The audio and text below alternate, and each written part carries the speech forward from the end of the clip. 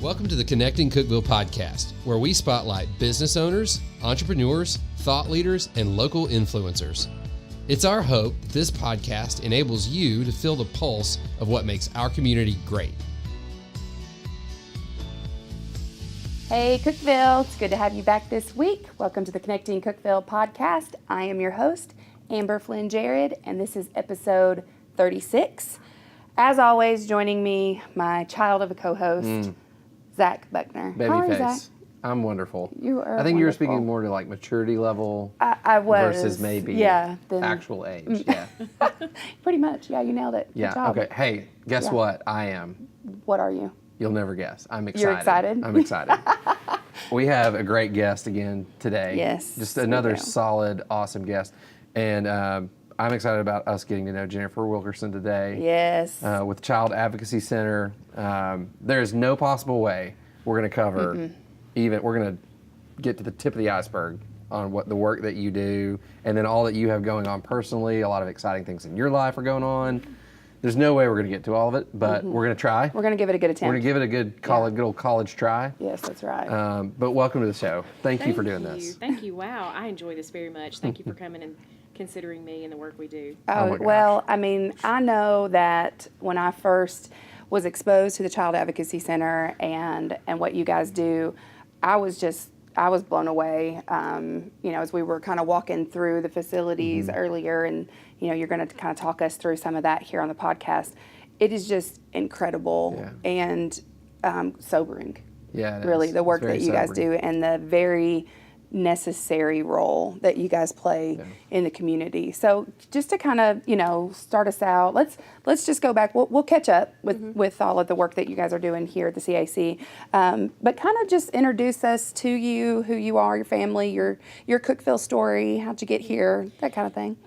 Well, I've actually lived in Cookeville my whole life. That's a good way to get here. That's a good way to get here, to be born. That's how I got CRMC. here. Yeah. That's the way a lot of people get Cookeville here. General at the time. Yes. Yes. Oh, It right. was Cookeville Yes, General. absolutely. Born and raised here. And then, I've been married to my husband now, Craig Wilkerson, for about 16 years. We have two boys. They're amazing. They're wonderful. We love them, but they are a handful. All boy. Yes, Yeah. all boys. But I think God blessed us. He gave us two boys, and I think that there was a reason for that. So my youngest son is 13. My oldest son is 20. And Wow. so obviously we've been here our whole lives, raising our children here. And That's great. hopefully they'll plan to raise their children here. That's right. That's always a good thing, for sure. So kind of what's your background as far as how did you find yourself in the line of work that you're in now? So in the 90s. And That's just a minute ago. Yeah. in really the not that long 90s. ago. Yeah, I started working at Cookeville City Police Department, and I was very young. I think I had only been maybe 21, just a very Wow. short time. Yeah. Maybe 22, very young, and had started working for Cookeville Police Department, and I was working in the dispatch there with communications, and I met my husband there. Right. Because he's a law enforcement, right? Yes, he is. He's with THP now. But at that time, he was Cookeville Police Department.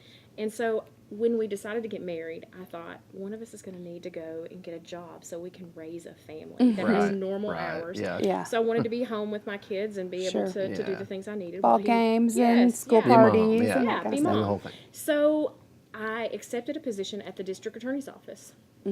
And at that time, it was General Bill Gibson. Yeah. And he really took me under his wing and showed me a lot of different things there. I worked in the child support division. And at that time, some of his staff had come to me and said, we're really having a difficult time prosecuting child abuse cases. At that time, there was no Child Advocacy Center. Wow. And children were going and having to be talked to or interviewed or questioned and tell their story multiple times, up to 11 different people. Wow. And, And because of that, like you're saying, like they would come in and they would have to meet with an investigator, and then they would have to meet with a medical staff, and then they'd maybe meet with a counselor, and they're reliving this over and over and over again. Yes, certainly. Every time they were talking about this, they were reliving that trauma. Wow. And so by the time that you would go to court or to a trial, it could be about 2 years from the time that allegation comes out all the way Oh my to the gosh. time you go to trial. Wow. And Bill Gibson said, I want to put the bad guy in jail. I want to do the right thing. I want to protect the community. I want to help these kids. Yeah. But by the time that they were getting to court, they were just exhausted. Yeah. They were I'm tired. sure. And they were, they didn't want to move forward. Yeah. You cannot prosecute a case without a victim. Yeah. You just can't. Yeah. And so he said, we have to do something. We have to help these kids. So he gave me this task of looking in and seeing what we could do, along with a couple of other members from his staff. And we did some research, and I found these, some people mentioned a Child Advocacy Center. And so I started doing some legwork and looking into that and finding out what are Child Advocacy Centers. So I came back to Bill and said, I have found these amazing places. They're called Child Advocacy Centers, and they have child-friendly environments where kids are it's their safe place that they can come and they can talk about what's happened to them. So we started visiting other places, and at that time there were a few handfuls across the nation of centers. How many in Tennessee-ish when you guys started? Maybe 5 really? to 7. In the whole state? Maybe 7. Wow. I'm not sure about that, but I and think in larger cities, I guess? Yes. Yeah. They were really happening in some of your more metropolitan areas or your larger places. And so I came to General Gibson. I said, I think we should go and take a look at these things. And so we did. We hit the ground running. We toured several other centers. And he was convinced, yes, let's do this. Let's find some place. So I was very fortunate. I was able to locate a group of people in the community members who shared that same passion. And we developed a Child Advocacy Center. Now, we've been in existence now for 14 years. And so in that time, of course, we didn't start off in this building that we're in now. We've kind of grown as the years have gone on, and now we're in an 8,000 square foot facility and a number of staff. So that's awesome. Well, it's good and bad, I guess, because it's great that you guys now have the space to be able to work and do what you need to do, but it's sad that it's a necessity. One of those organizations where you go, I wish we would go out of business for lack of need. But, exactly. But you see how many kids do you guys service a year? Anywhere from 650 to 950 kids a year. Wow. And that's consistently every year. And that's the Upper Cumberland region. It's the 7 counties in the 13th Judicial District. Okay, and you guys only handle severe cases, That's is that correct? Yeah. In Tennessee, you have actually, there's a lot of legwork in Tennessee. Child abuse, we're really on the forefront about our response to the way we respond to child abuse. Let's go Tennessee. What do you do, Tennessee? Yes, Tennessee's we're ranking very high there in the way we approach child abuse. So in Tennessee, part of that plan is that there is a Child Advocacy Center, or the hope that there would be a Child Advocacy Center in every judicial district. And I was actually fortunate enough to be in, early on, had some very good people to help, to base our model off of and go and look at what other centers were doing. And, so now in Tennessee you have 49 centers and a 50 center. That's great. The 50th center is currently developing. That's awesome. And you guys collaborate a lot? We do. Among the 50 different... There's a membership organization. We talk very regularly. Centers provide a lot of information for each other and help we're on this together, kind of a thing. So kind of just take, and I know most people probably listening to this podcast and not watching video to see kind of the surroundings here, but take us through how the whole process works, kind of from start to finish. A lot of people listening may not have ever had this touch them personally, and they don't really quite understand the intricacies of it all. So where does it begin? So in Tennessee, again, us having a proactive approach or a better response than some places, there is what's called a hotline, and everyone who has any knowledge or suspicion, right? The law actually says if you have suspicion that there may be something that's happened to a child, you're required to call that information into a hotline. Right. So that hotline gathers all the information, and they compile everything in and send it to the Department of Children's Services in the county where that child resides. So at the same time that the Department of Children's Services gets that, the same computer system, the Office of Child Safety, sends that information to the Child Advocacy Center in that area as well. So we get together at that time and we kind of work something as a team. So the Child Advocacy Center would work with law enforcement, the prosecutor, they'll work alongside the Department of Children's Services, and together that team makes a decision about what is the appropriate response on how to respond to each case. Typically, that happens here at the Child Advocacy Center. That's the first step. We have trained forensic interviewers who are specialized in talking to children and can sit down and provide, it's a fact-finding interview, gathering information about what has happened in a child-friendly environment, stress-free, in a non-leading, non-suggestive way. Right. and they only have to do this once now with technology and the way that you guys do this. They're not having to tell their story 11, 12 different times. Right, exactly. It's instantaneous, and you've got it recorded. So when they come here to the Child Advocacy Center, it's kind of in this child-friendly environment. It's very homey. We provide a comfortable space. Those visits are pretty extensive. You know, they're here for several hours. But while our interviewers are trained, specialized interviewers are talking to children, in the other room you have your prosecutor, you have your DCS people, Everybody that needs to be at the table. Those people who are charged that investigation, they're there. They're watching in another room. So it's, you know, not everyone trying to talk to this child at one time. Not it's intimidating. Really it's providing that safe, child-free environment for that child to tell their story one time. Wow. Gosh, I mean, I just can't even imagine wrapping my mind around, I know some of the things that I've seen or heard you talk about that you guys have seen here. Do you also have a medical facility on site here? Yes, we do. So after our forensic interviewers are interviewing children, we're gathering information, we're determining what is, at that time, then the team gets together after that child is interviewed and decides what are our next steps, where do we need to go from here. And many times, if that's a case where there's children who have been involved in some form of sexual abuse or something, we'll do a medical exam, and that takes place right here at the Child Advocacy Center. There's a fully functional medical clinic here on site where we can provide all the medicines and prophylactics or things of that nature that are needed for that child and that family. Because you had mentioned even you've treated numerous kids that come in with STDs as children. Yes. You know, that's a byproduct of sexual abuse like that. I just wouldn't ever imagine that exists going on right here. And you're seeing, you know, child abuse is not going away. It is really here. We're doing a better job of identifying it, a better job of talking about it, and creating safe spaces for we have people to talk about a lot of young it. children now that are coming in who are pregnant, you know, under the age of 12. Oh my goodness. So today, one of the cases that we were working on is a child under the age of 12 who's pregnant, and you know, she was not ready to talk about what had happened to her, and all of a sudden people have found out that she's pregnant. So, Oh my goodness. you know, she is able to come to the Child Advocacy Center, tell us her story. Sure. We'll provide the medical, treatment here, whatever's needed, or refer her out for any other long-term care that she needs. But we also have those therapists and those counselors that are here on site and can provide, you know, lots of different therapy for her, for her family, and those things as they're working through this. The whole goal is about establishing a relationship with this family and also helping them become stable, but helping them become independent from the system and to help them heal from the abuse. Yeah. Wow.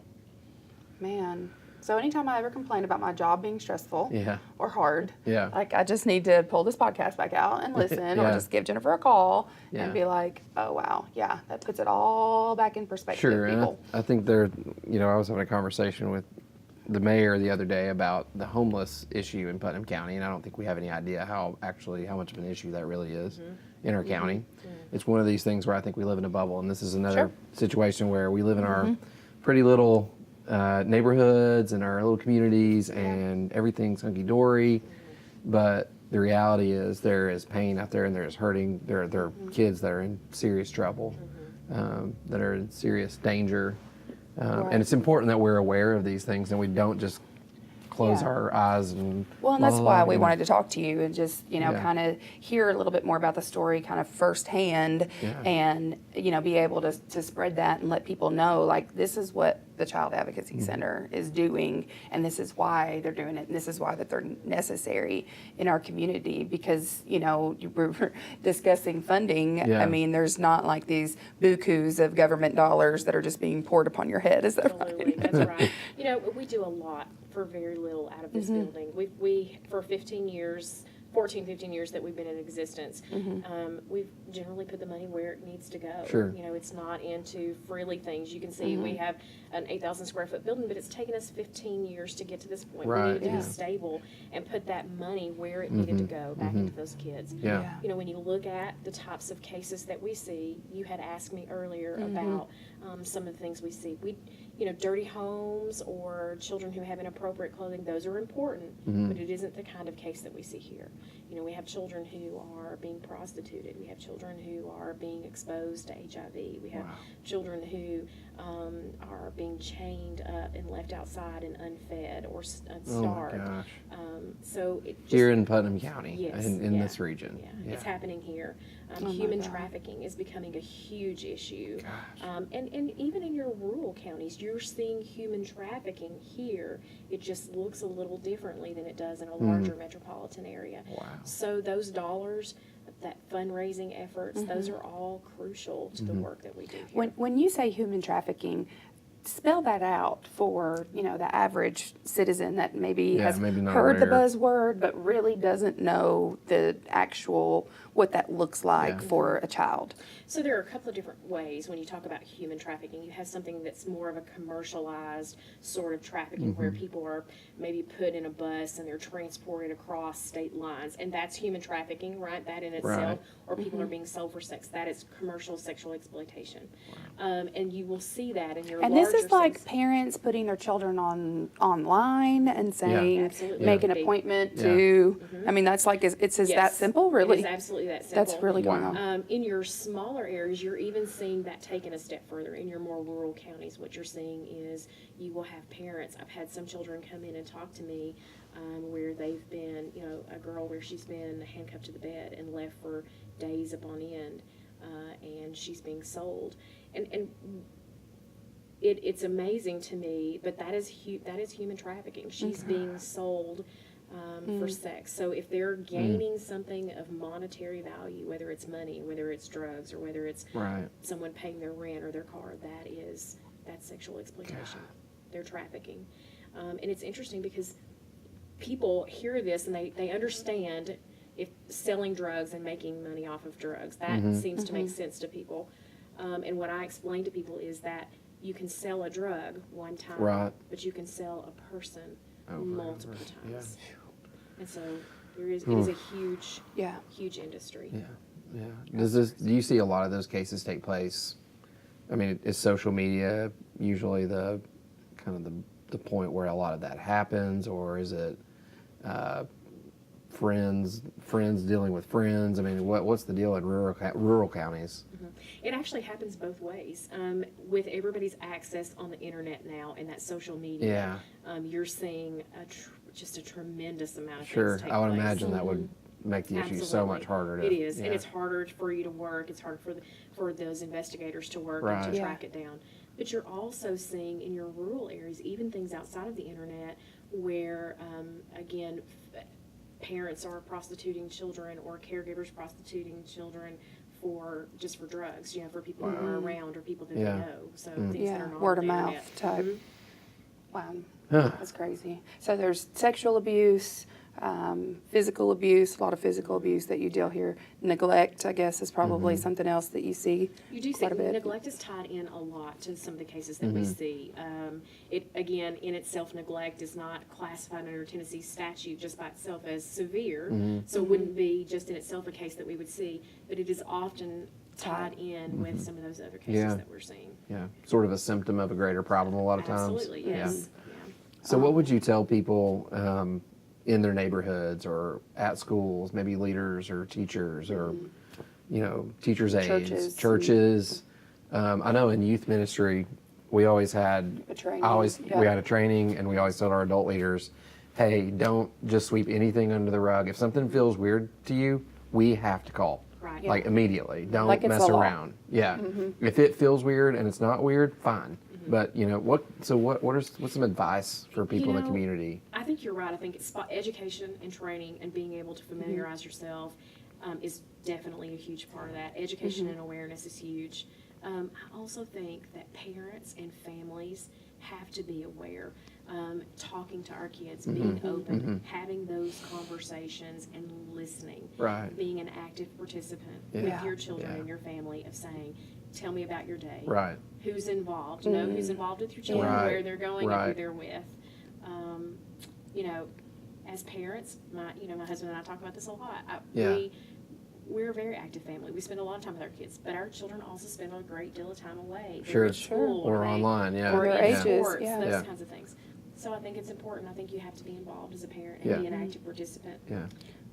And don't be afraid to be wrong, right? Yes. Yeah, I think it's a right. lot of times people don't want to, Yeah, cross err on that the side of line. Like, caution. well, what if I say something and it was really nothing and I make somebody mad? Right. Well, like, what if you don't? Yeah. And The there is consequences are something. way worse if you don't. Oh, That's yeah. what we always told people. Well, and I know yesterday we were supposed to record yesterday, and you guys had an emergency and had a family. I think you said there was 5 or 6, kids. So how often? I mean, is that a daily occurrence that you just never really know each and every day what you're going to face here? Yeah, you really don't have a clue. I mean, we try to schedule those things. We try to know what our schedule is going to look like for the week. And there are certainly things that you are going to know when they're coming and families are coming. But there are oftentimes a lot of emergencies or things that you just can't plan for that are happening. Yeah. So you really don't know what your day is going to look like. And any given day, you could have multiple people coming in How that do you weren't expecting. How do you keep yourself? This has got to be Yeah, tough yeah. to do every day. So what's your support system like, or how do you handle this? I mean, this is Yeah. this is about as heavy of a job as I could possibly imagine. Yeah. So how do How you you not deal take with it that? home? Yeah. It's a tough question. I don't know that you ever really unsee the things that you've seen. Right. I don't know that you ever forget that. But we do take a lot of time for self-care here. Good. Good. Yeah. And we try really hard to make sure that our people are taking their vacation time, that they're taking time away out of the office, downtime. Yeah. And then we do a lot of time where we're taking care of each other here. So we do a lot of peer support. Okay. Yeah. Yeah. It's so Yeah. important. Good. So huge. What is the hardest thing you think that you guys have to deal with that maybe just the public wouldn't realize? People oftentimes say, gosh, isn't that so hard to hear that? And you do hear a lot of things one-on-one. Yeah. You're taking in a lot. Right. From, a lot of negative, a lot of bad things Yeah. that people Yeah. are telling you. And that is difficult. But by far and large, I think the hardest part for me is I'm a problem solver. Yeah. And you want to fix I things. want to fix Yeah. things. And Right then, yeah. sometimes the system works against us. Yeah. And Yeah. so when there are things when you know that there may be something happening, or you know that someone's at risk, or and there is nothing you can do about it, those are the hardest days. Yeah, I would say so. Man. So why don't you go ahead and introduce us to this guy laying right here, this beautiful sandy, what is that, a strawberry blonde fellow? And this is Merch. Merch is our lab retriever mix. He's 5.5 years old. Hey, Merch. 6 On years cue. old now. Yeah. Hey, buddy. Merch is a service animal. So a few years back, every few years we've kind of increased our services and added on to things. And so a few years back we started looking at, and we've done a lot of great things here. We've helped a lot of families, but there were still some children who just needed something a little bit more. Yeah. And so we had done some research. We were looking at trauma and the way that other disciplines or other agencies were responding to this. And so there were these dogs that were being used for patients in the medical field who had experienced brain trauma or spinal cord injury. And so that's trauma, right? Trauma to the brain. Sure. And one of the things that when I started looking at their response to trauma, I saw that they were using the dogs there. It's making a difference.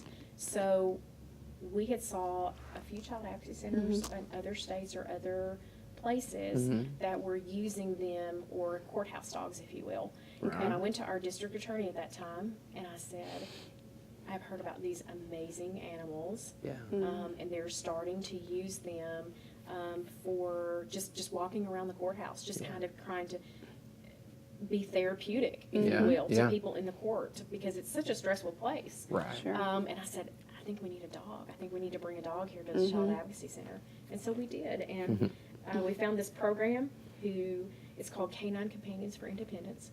They're training dogs to work, service animals, to work with people with disabilities.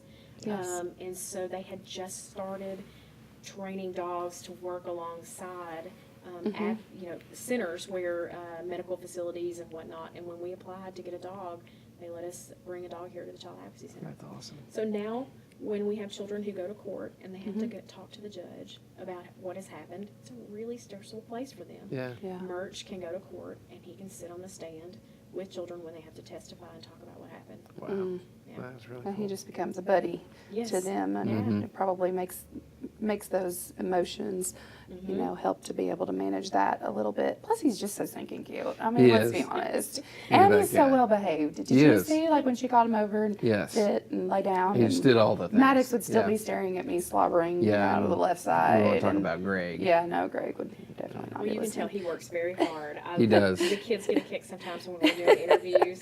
I tell him about this is my friend Merch, and he's going to lay here, and he probably sleeps a lot, and you may hear him snore a little bit. He's not and- disinterested in I you. mean, I Yeah. want that job. I know. He has a great For real. job. If He's kinda Merch ever making me decides tired. to move on, just let me know. I'll be I here. could totally do this. I would do Okay. it. I'd fill in. You could take a few days. I'll take a few There days. you It's go. fine. We could co-op with Yeah, we that. could do 'cause that. I think Merch Merch is has not got liking that. He's like, Merch has got it no, going you're not. on. So Tell us, this is one question that I had thought of.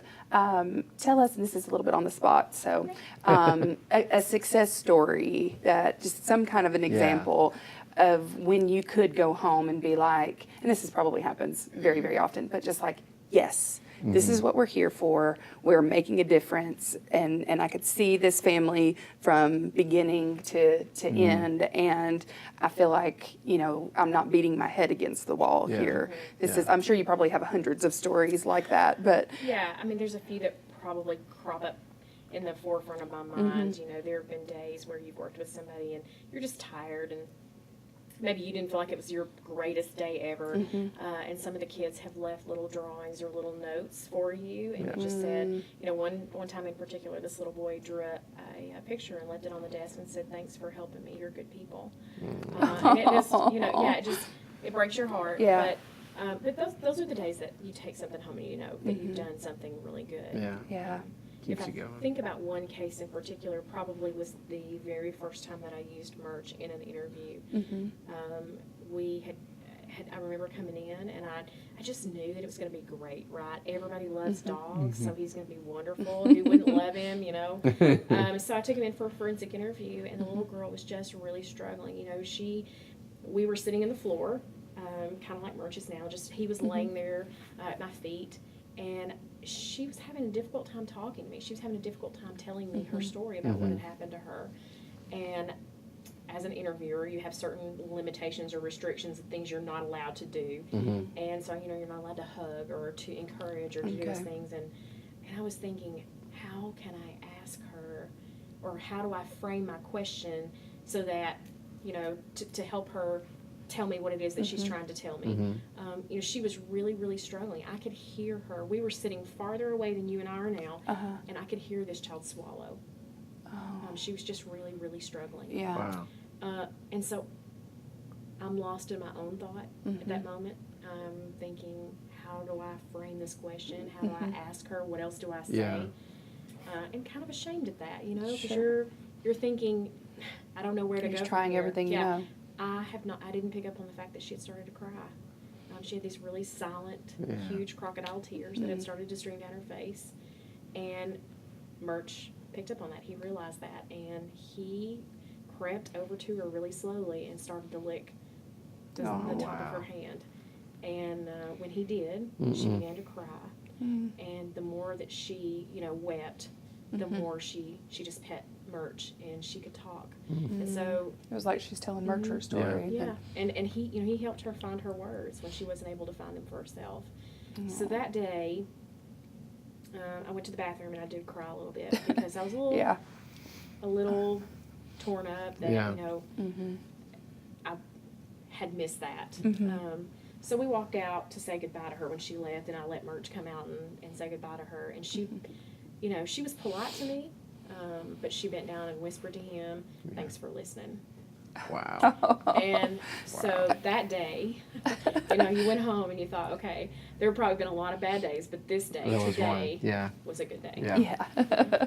and Wow. and this is what we're here for, and this is who we're here to serve. Why we do what we do. Yeah, it's incredible. And so I know there's got to be a lot of, satisfaction, from that when you do see justice served, when you see people, that are actually, the system does what it's supposed to do, and bad guys go to jail and good people get help, and, and that whole process seemed to take place. And I know that you've worked with, pretty much all the judges and, working, in the law enforcement field. And that probably made a really natural segue into kind of your next phase of life that I'll let you kind of tell what a great the way story. to destroy a segue is, right?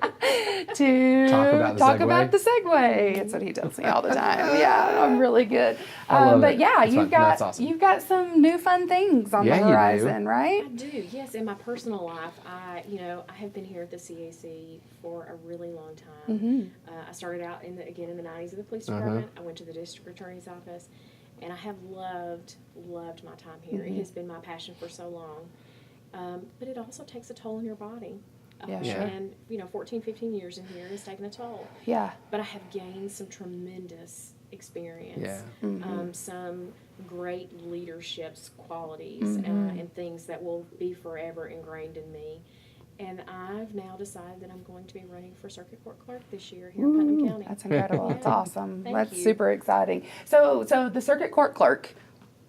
What is this? What is the circuit court clerk? A lot of people ask me that question. And No, well, I it think is a when you first complex- told me, I was like, "Oh, that's so cool! That's awesome! What is that?" What do you do? Yeah. Yeah, so it's a really complex office. They handle everything that's coming through the court system. So all the documents, they're kind of taking on that administrative role of taking care of all the documents, but they're also collecting all the fines, all the fees. Right. There's a large aspect of the legal system that you have to have an understanding of those rules and regulations for things when they're coming through there, all the things in the court. They're also taking care of when you're doing passports. If you want to go somewhere, you have to go to the Right, clerk's office yeah. to get those things Oh yeah, filed. It's the have only been time there. I think I've ever been in there. Actually, same. Yeah. They're gathering, they're sending out notices and bringing everyone together for the notices for the juries as the judges are selecting those. It's a huge office. Millions and millions of dollars are flowing through that agency, so it's very, very complex. Wow. It's important for you to for the person that takes that role to have on a good grasp on the system and a good understanding of how things work. Yeah, so it's really kind of been, you've had 15 years of experience Preparation, of running an organization that does have a lot of government red tape to figure out paperwork, to figure out the court system, to figure out people in the court, because it's probably like anything else. Like when you have good relationships with these people, things go a little bit smoother. Building a staff, taking this from nothing to, what it is now, gives you probably a good bit of experience that, you feel pretty confident that you could do the job, first of all. And I think it even goes beyond that. I think my time at the police department, my time at the district attorney's office, I had a lot of people who were able to shape me and mold me and help me learn, a lot of great people. So I think that time there helped me have a good basis of understanding of the system and be involved in various aspects of the system. Yeah. But why in the world? When people get involved in politics, I say this all the time, I'm like, Congratulations I have or condolences, so yeah. much respect because I really don't think that I could do it.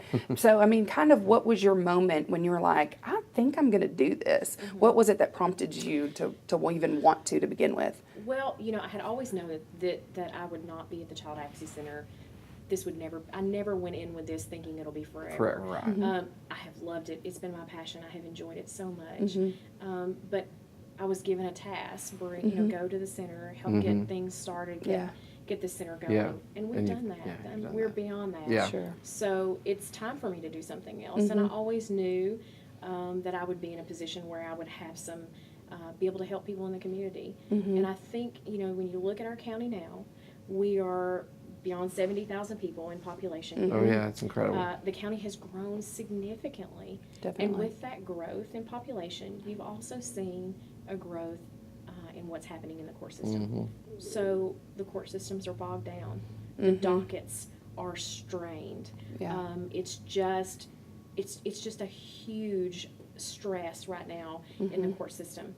So I think that it's time for me. I can bring my talents and my skills there and implement them there. Yeah.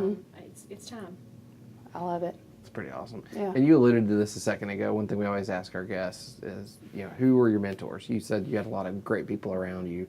Who were the people in your life that really shaped you into who you are, kind of made you want to do what you're doing? I don't know that I could limit that just to one person. I think that I've had so many moments where there have been people who've influenced me. Yeah. and maybe even at the time I didn't realize Sure. what a Definitely. blessing it was. Yeah. But first and foremost, my mom and dad. Mm-hmm. Okay, my mom and dad have owned their own business here in Putnam County for 30 plus years. Oh, wow. Yeah, they're hard workers. Mm-hmm. They came up from nothing, and they instilled the values in me of hard work, but they also gave me that love for other people and that compassion. Mm-hmm. Yeah. Be good to others. Yeah. So first, You and just foremost- raised right. Yes. Yeah. That's what we say in South. That's right. You just raised right. Made of good wood. Yeah, you're made of good wood. Yeah. So, but then I really had a lot of other people who helped influence me and give me those skills to help teach me and mold me. At the DA's office, I had a great boss. Bill Gibson was a wonderful boss. When I worked at Cookeville City Police Department, I started off under Chief Bill Benson. He was fantastic. And then also, Bill Benson retired, Chief Bob Terry came on. Right. You're talking about some people who really just Yeah. were wonderful leaders. And loved Yeah. their communities, Yeah. gave their life, Yeah. really and truly, Yes. Yeah. the lion's share of their days to the community. And yeah, that's always awesome, Yeah. when you've got people like that you can watch and emulate, and you see, okay, they did that, they handled people this way, this was, I saw them deal with this difficult situation, and this is what they said, and, you absorb all that almost even by osmosis. You Right, don't really, they're not right. saying, Yes. okay, Jennifer, this is what you would do in this situation, that you're just watching that, and then Yeah. you find yourself repeating, like our kids do, Right. scarily enough. Yes, that's very scary. Yeah. They're watching and learning everything all the time. Yes, they are. Yes, they are. That's for sure. So, well, I think, we're super excited for you and the things that are on the horizon, for sure. How can the public help you and kind of spreading the word or get to know you more and, kind of things that surrounding your campaign? Is there a website or? Oh, yeah, absolutely. It's Wilkerson4ccc.com. So that's the number 4, Wilkerson4cc.com. Oh, okay. Yeah. And I think just go to the website, learn more about me, look us up on Facebook. Yeah. I'm there. I'm available. If people want to send me a message, I'm Yeah. here. I want to work hard for the people. They can contact me. I'll come out. We'll sit down. We'll have a cup of coffee. We'll talk about what my goals are, what I feel like. I'm here. I want to do. I want to help this community. Yeah. I'm here. Yeah. I want to work for the people. Yeah. Well, and there's been a good foundation. Marsha Boris has been there for 16 Oh, years, yes, and she has. has been working hard there for. I mean, that's a long time to Oh, man. to be in a Yes. position. But she's ready to retire, and Yeah. that makes for She a is. good, a good transition where you don't feel like you're having to run against the incumbent and, Sure. and do all Yes. that. Because I know you have a relationship there too, and so it's good to be able to kind of start fresh and bring not take away from the foundation that was there, but build on it. Bring Absolutely. fresh ideas and fresh technology and all of that stuff to the table. I'm sure. That's right. Yeah, Marsha has seen a great deal of success in that office. She's been there 16 years, I think.